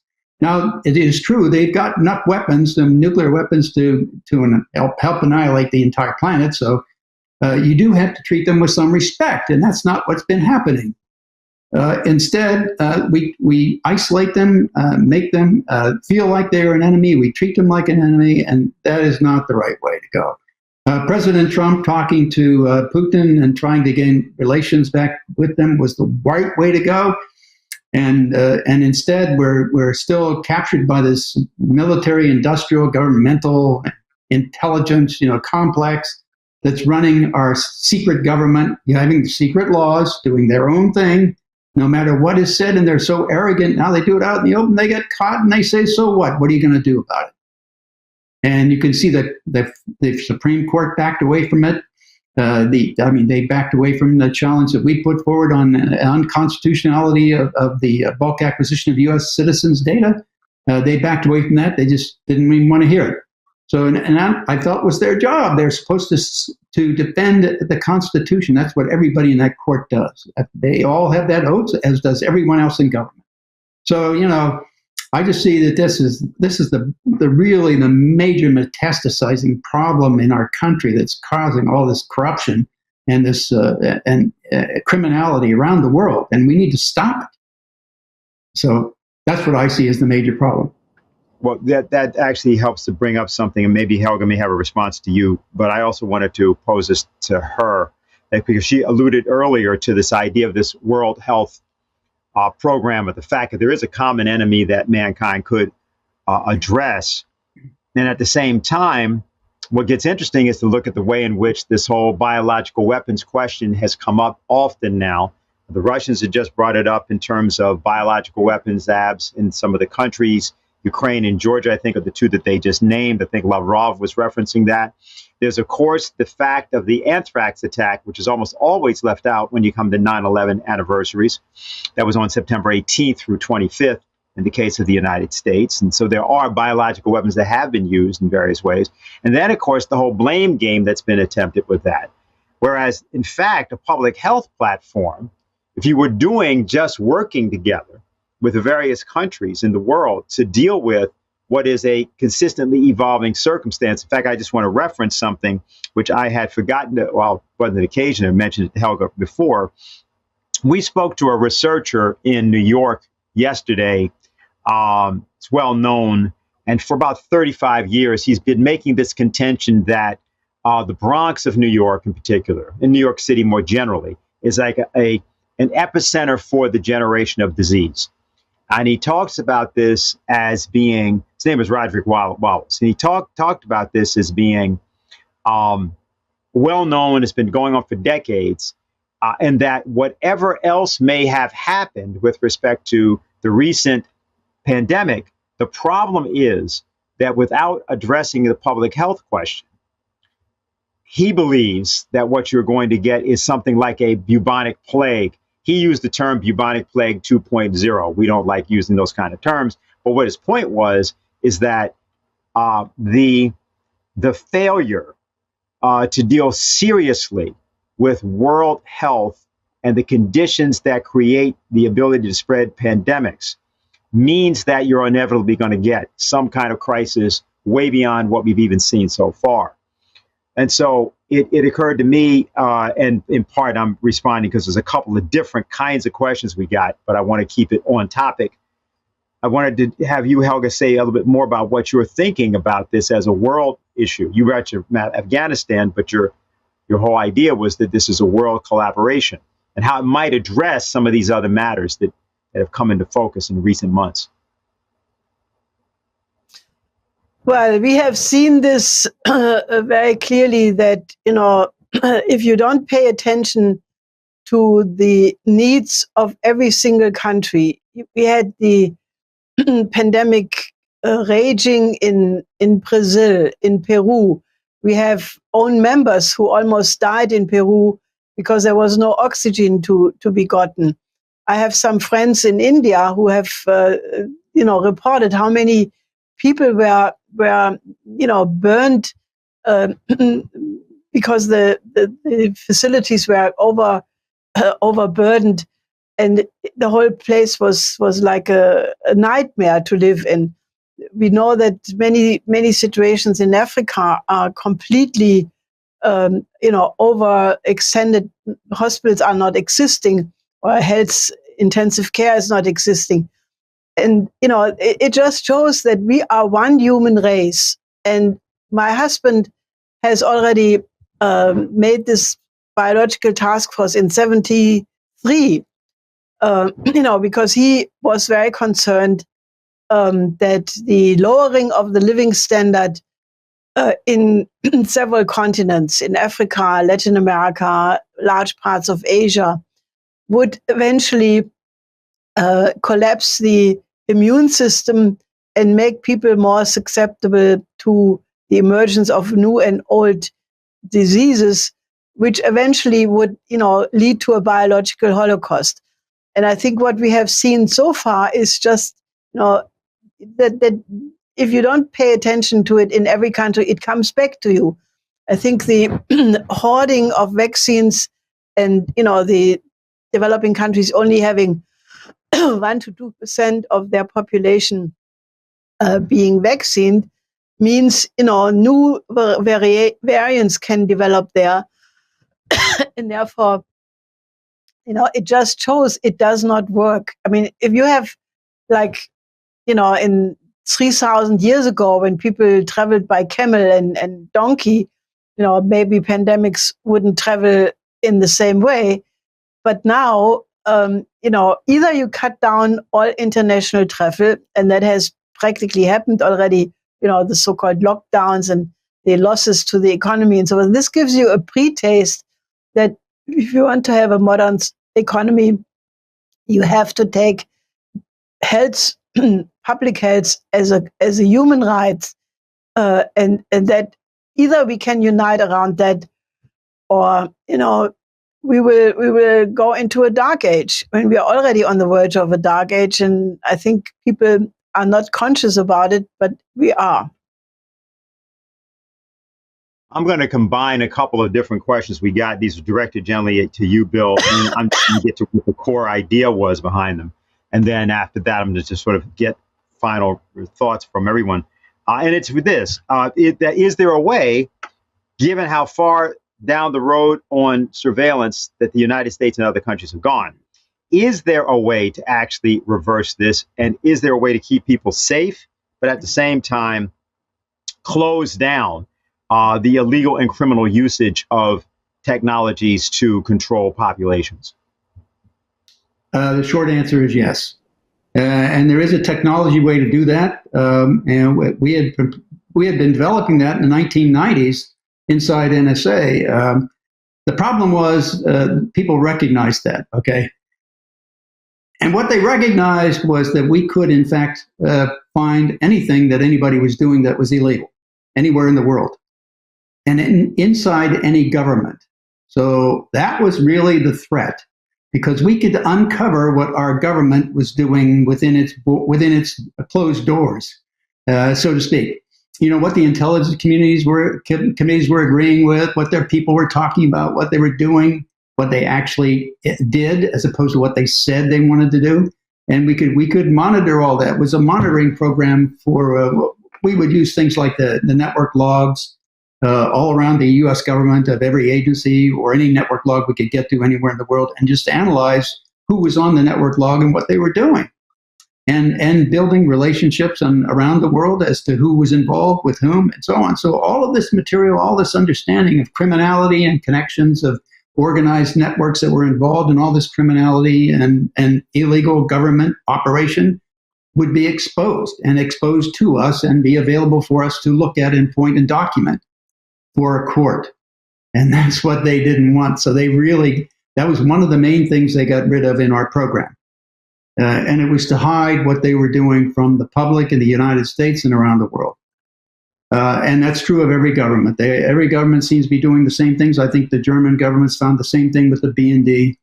The British, I even addressed some of that with the House of Lords when I testified there about the lies they were being told, that the GCHQ couldn't filter out their information because there was just too much data. And that was simply false. I mean, it was commercially available to do that from, 12 years earlier that I talked to them. It was commercially available. So it's not unique to anybody that we would perceive as being former communist countries or dictatorships or anything throughout history. Nothing's unique there. It's also common with all the democracies or countries we call democracies. We're really, really exceedingly close to a police state right now. Okay. Yeah. So in other words, the truth is that the problem in fact, is not finding terrorists. The problem is that you can find all of the actual people committing crime, and many of them are in government and related institutions. That's We're not going to be able to get to that. Okay. All right. That's good to know.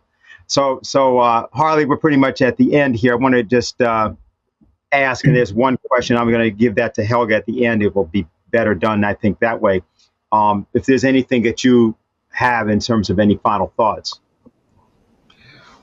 Well, I think what's useful about having this commemoration of the 20th anniversary of 9/11 is that it comes at a moment of a confluence of crises. The end of the Afghan war, unfortunately, the continuation of endless wars, the pandemic, global drug epidemic, and a financial crisis. And what it really means, if you go back to Lyndon LaRouche's discussion with Stockwell, is that his forecasts begin by looking at the breakdown of the system. And what we're seeing now is a systemic collapse. Now, we can sit here and point fingers at everyone responsible and complain and moan and whine all we want. But what we should realize is this does give us an opportunity to change this, because people now realize that the situation is not going to get better unless they take responsibility, individual citizens. And that's how our system actually works. So I think this gives us an opportunity to do the kinds of things that Helga is talking about, pull together the major powers in the world to work for mutually beneficial economic development policies. And so I think that's what people should take from this, is that out of the catastrophes of the last, and I would say the last 50 years, the possibility that the best of mankind can enable us to pull ourselves not only out of this, but into a whole new era of development. Thanks. And Bill, as you answer your question, I'd like you to particularly address one thing in the course of whatever else you're going to say, which is how you think the American people could take this moment and take this reflection that is going on today. You see it in the various ceremonies and so on, and move to do what you've just indicated could be done. It's not a technical problem. Well, I've always been saying things like democracy is not a spectator sport. You have to participate. And what it means is people have to get involved much more than they have been up to this time, and be there to witness things like you saw the ballot stuffing in Georgia after hours when they pulled the ballots out from under out from a table in a suitcase and so on. That's because people left. There were no witnesses there to stick around. And I'm just saying, if anybody's there and you have witnesses there, they stay there until everybody's gone, not until some people, you just don't leave because of that, because you can't trust people. And that was clear. The corruption that was so widespread in that election was so obvious across state lines and across, just seeing what was happening and watching our criminal government turn a blind eye to it. Go, oh, nothing happened, really. Oh, sure. Yeah, we didn't see that suitcase come out from under the table. And how many ballots arrive at a polling station in a suitcase? Huh? Don't they come in a box? I thought that was the procedure. I'm just a simple country boy, but that seemed to me to be the right way to do it. But the idea is you have to be in there and stay there, and don't let people throw you out, get you out of the way so that they can do this kind of corrupt activity.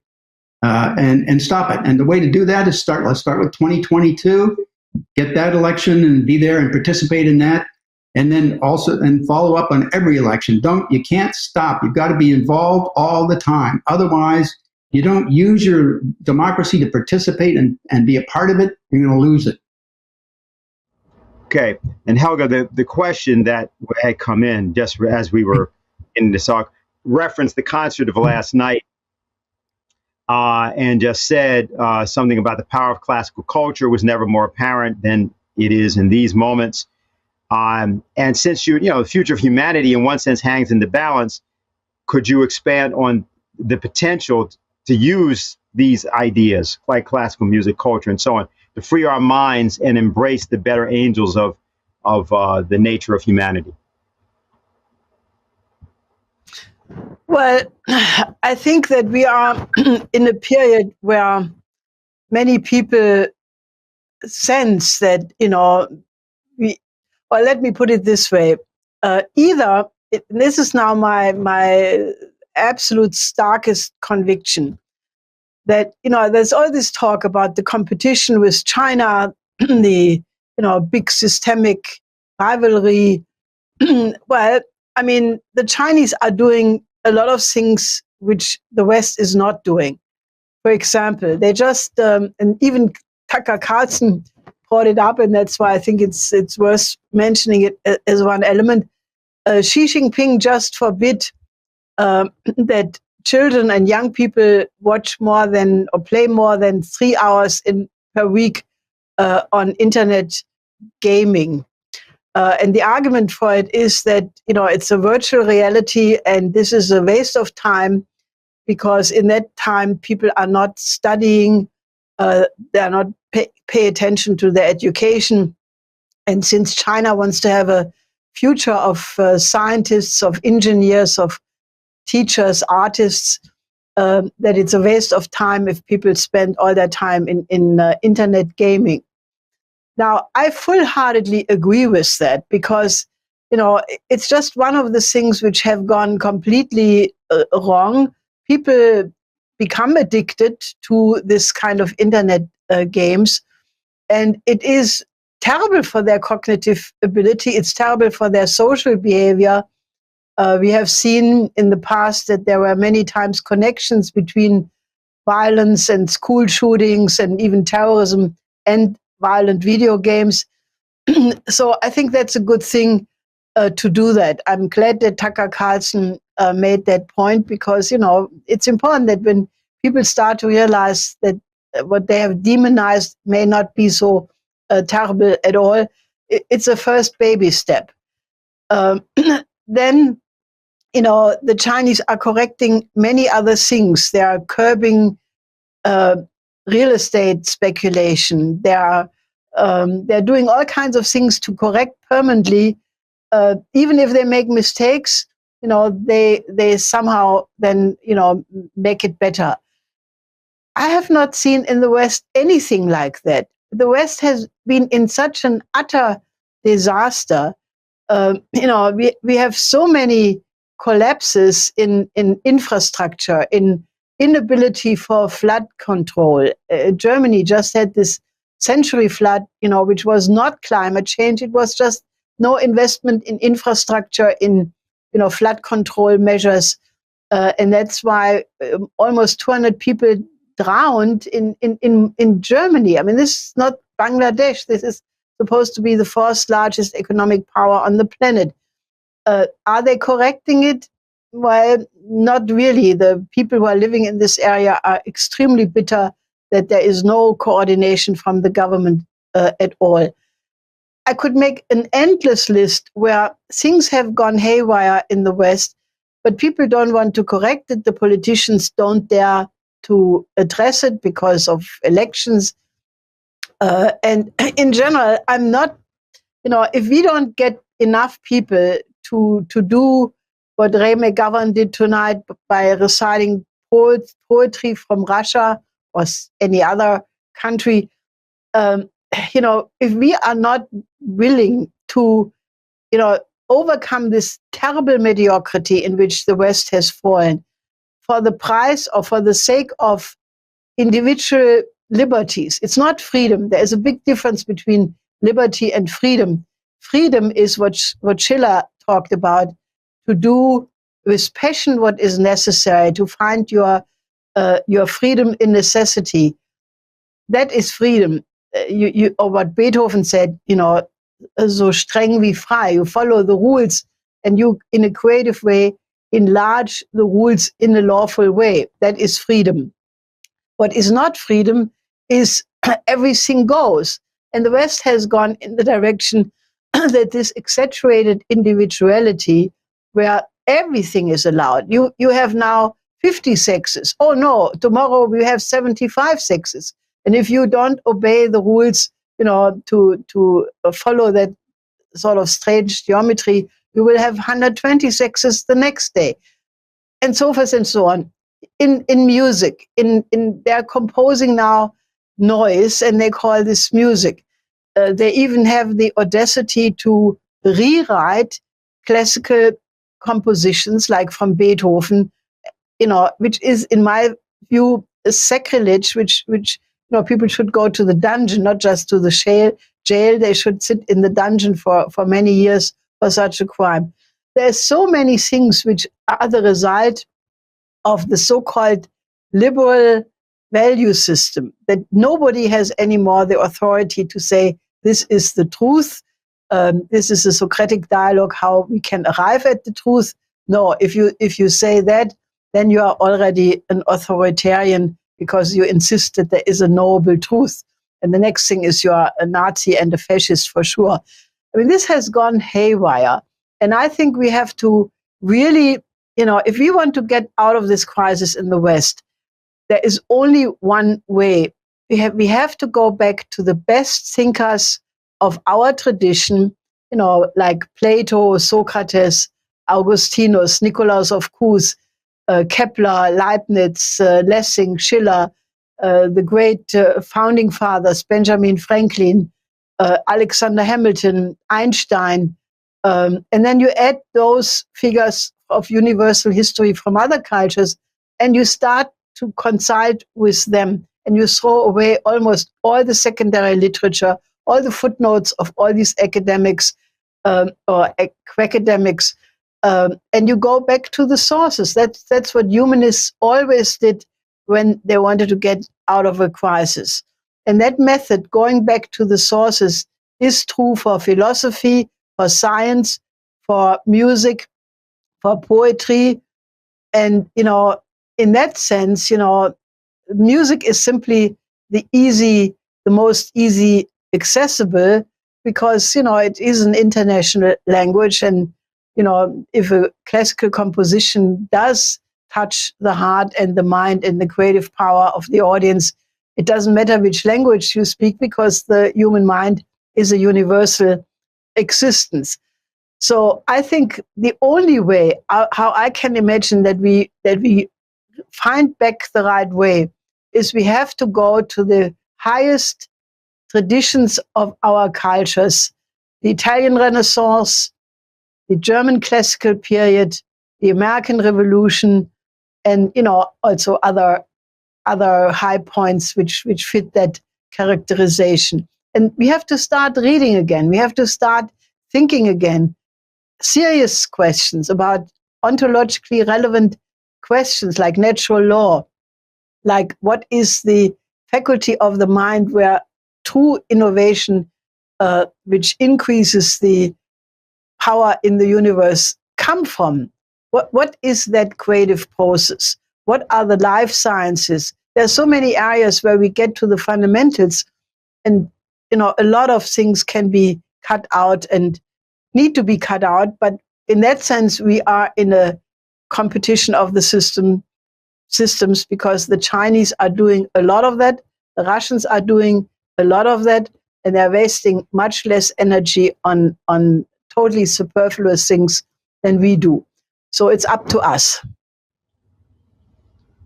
Harley Schlanger, Bill Binney, Helga Zepp-LaRouche, thank you very much for what we've done today. And we want to thank everybody that actually was able to hang in there and stay with us through the various burps, we'll call them that, electronic burps that shouldn't have been in this system. So we want to thank you and want to just leave you with this thought. On September 14th, we will be observing the 700th anniversary of the death of the poet Dante Alighieri. Dante wrote a poem called the Commedia, 3 parts to that poem. And he begins the poem at the place that Ray McGovern is trying to get the American population to arrive, what Ray calls metanoia.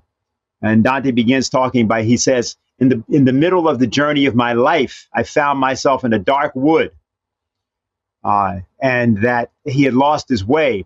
He had been very active in politics in Florence, the city of Florence, but he was ousted there in the year 1302, and he never returned. Never able to come back home over 19 years. And he wrote this poem, and the poem was not a case of revenge. Yes, it does have a lot of his political enemies in it, and yes, they do end up in various circles of hell. I should say that the poem deals with hell, purgatory, and paradise, and it's Dante's journey through all of those. Dante is accompanied by the poet Virgil. This idea that Helga's just talked to you about the notion of great culture and great ideas of culture, being able to see the world from that standpoint is very important in this poem. And so first he descends into hell, and then he ascends through that to purgatory and then to paradise. And the importance of this is that these are different states of the mind. But what's important about Dante, the real Dante, and what he did is that he created a language by synthesizing many of the different dialects of what was Italian. And the notion was to give the people a language of their own, not the administrative language of Latin, but a language that was born from their own, not only experience, but their own passion. But then to elevate their passions by developing this idea, and he used himself as the center of it, in which he is caused to change his way of thinking. And the poem is about that. And the poem is a recounting of that. And it's an extraordinarily beautiful thing. Of course, I and other people that don't speak Italian never really hear the poem except the music of the poem. But what's relevant, and this is what I think Helga was saying before, that's exactly why you want to try to incorporate or encounter and try to incorporate the idea of different languages and different people. Why is that important for 9/11? Why is it important today?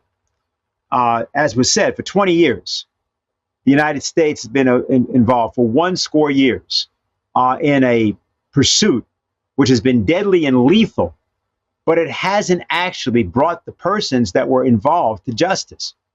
So justice, therefore, does not lead through that pathway. That's obviously what that means. So through what pathway does justice lie?